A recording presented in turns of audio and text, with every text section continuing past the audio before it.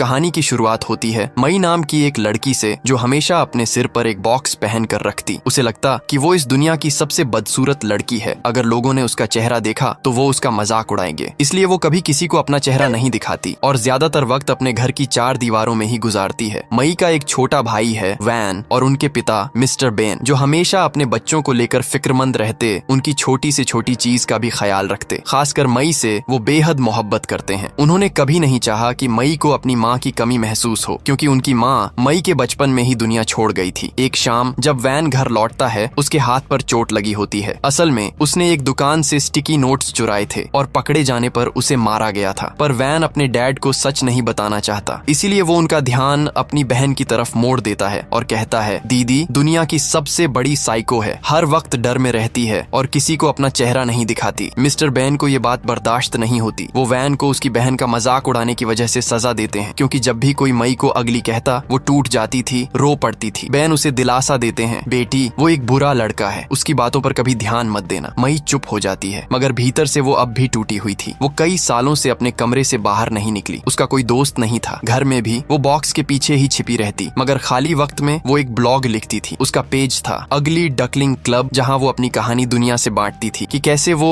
इतनी बदसूरत बन गई। वो बताती है, जब वो 10 साल की थी तो एक बिल्कुल आम लड़की की तरह स्कूल जाती थी। उसके भी दोस्त थे, सपने थे और खुद पर यकीन था। वो